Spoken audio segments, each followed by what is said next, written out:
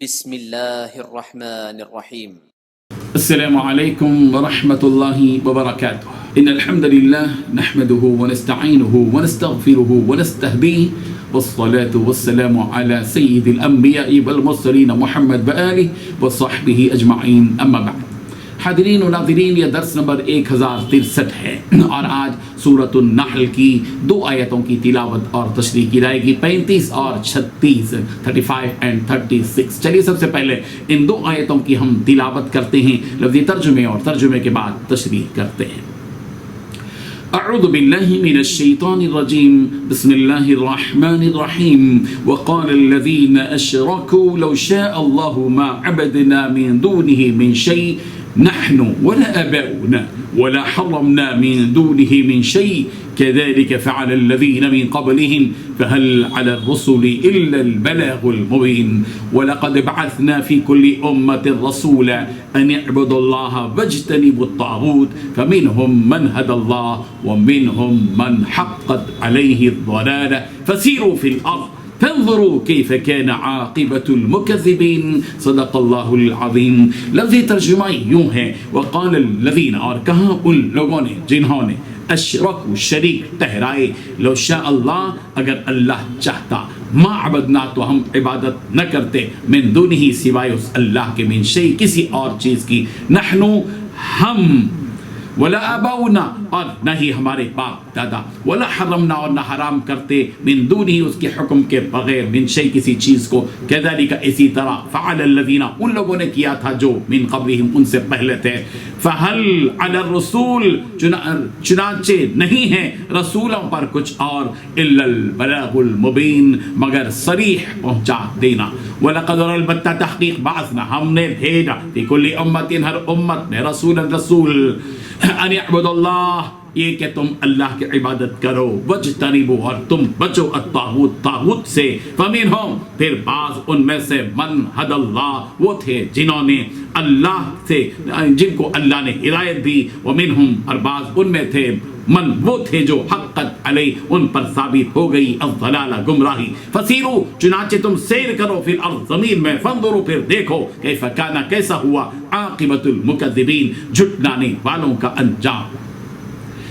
ترجمہ یوں ہے، اور مشرک کہتے ہیں کہ اگر اللہ چاہتا تو نہ ہم ہی اس کے سوا کسی چیز کو پوچھتے اور نہ ہمارے بڑے ہی پوچھتے، اور نہ اس کے فرمان کے بغیر ہم کسی چیز کو حرام ٹھہراتے۔ اے پیغمبر، اسی طرح ان سے اگلے لوگوں نے کیا تھا، تو پیغمبروں کے ذمہ تو اللہ کے احکام کو کھول کھول کر پہنچا دینا ہے، اس کے سوا کچھ نہیں۔ اور ہم نے ہر جماعت میں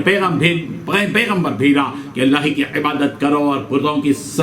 کی پرستش سے اجتناب کرو، تو ان میں بعض ایسے ہیں جن کو اللہ نے ہدایت دی، اور بعض ایسے ہیں جن پر گمراہی ثابت ہو گئی۔ تو زمین پر چل پھر کر دیکھ لو کہ جھٹلانے والوں کا انجام کیسا ہوا۔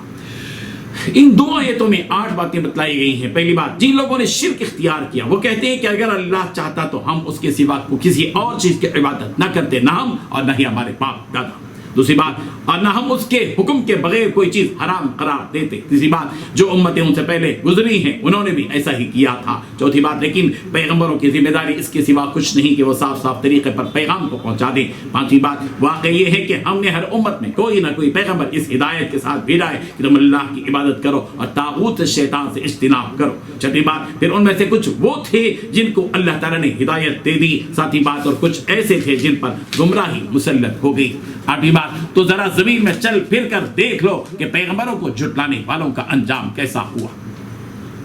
بزرگان محترم، جب انبیاء کرام علیہم الصلوۃ والتسلیم اپنی قوموں کو توحید کا پیغام دیتے تو اس زمانے کے مشرک اپنے نبیوں کو یوں جواب دیتے کہ اگر تم یہ دعویٰ کرتے ہو کہ تم اللہ کے رسول ہو تو یہ تو بتلاؤ کہ ہم جو اللہ کے سوا دوسرے بتوں کی عبادت کرتے ہیں اور حلال چیزوں کو حرام قرار دیتے ہیں، اگر ہمارے اس عمل سے اللہ تعالیٰ واقعی ناراض ہے تو وہ ہمیں ایسا کرنے کیوں دیتا ہے؟ جب اللہ تعالیٰ ہر چیز پر قادر ہے اور اس کے ارادے کے بغیر کچھ بھی نہیں ہو سکتا، تو پھر ہمارے باپ دادا نے جو شرک کیا اور جو کچھ شرک ہم کر رہے ہیں، یہ اللہ کے ارادے ہی سے تو ہم کر پا رہے ہیں، اور اللہ کو یہ سب کچھ معلوم ہے، تو اس کا مطلب یہ ہے کہ وہ ہمارے ان کاموں سے راضی بھی ہے۔ مشرکوں کا یہ قول بظاہر معقول نظر آ رہا ہے، مگر حقیقت میں ان کا یہ قول نامعقول ہے۔ مکے کے مشرکین نے بھی اسی طرح کی باتیں رسول رحمت صلی اللہ علیہ وسلم سے کہی تھی، تو اللہ تبارک و تعالیٰ نے ان کی باتوں کو اس آیت میں یوں نقل کیا کہ وقال الذین اشرکوا لو شاء اللہ ما اشرکنا، کہ جن لوگوں نے شرک کیا انہوں نے کہا کہ اگر اللہ چاہتا تو ہم اس کے سوا کسی چیز کی عبادت نہ کرتے، اور نہ ہی ہمارے باپ دادا یہ کام کرتے، اور نہ ہی ہم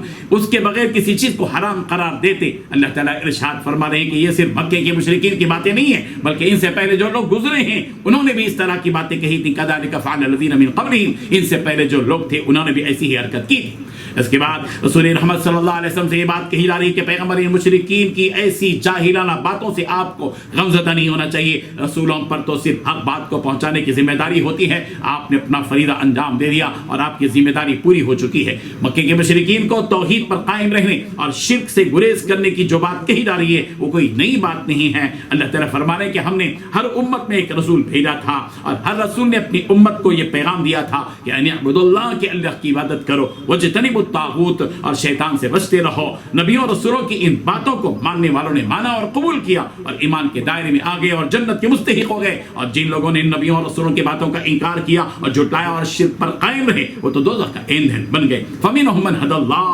ومنهم من حقت عليه الضلالة، ان میں سے بعض کو اللہ تعالیٰ نے ہدایت دی اور ان میں سے بعض ایسے تھے جن پر گمراہی ثابت ہو گئی۔ مکے کے مشرکین سے کہا جا رہا ہے کہ فسیروا فی الارض، تم زمین میں چلو پھرو، وانظروا کیف کان عاقبۃ المکذبین، پھر دیکھو کہ جن قوموں نے اللہ کا انکار کیا ان کا انجام کیا ہوا۔ مکے کے مشرکین تجارت کی غرض سے دوسرے علاقوں کی جانب سفر کرتے تھے اور ان کے راستوں میں وہ علاقے پڑتے تھے جن علاقوں میں وہ قومیں گزری تھیں جن قوموں پر اللہ کا عذاب آیا تھا، مثلا قوم عاد، قوم ثمود، قوم لوط وغیرہ۔ یہ مشرکین دیکھتے تھے کہ کس طرح وہ بستیاں بے ویران ہو گئیں اور ان میں رہنے والے تباہ و برباد ہو گئے۔ اللہ تبارک و تعالیٰ گزری ہوئی قوموں کے ان واقعات سے ہم سب کو سبق حاصل کرنے کی توفیق عطا فرمائے۔ وآخر دعوانا ان الحمد للہ رب العالمین۔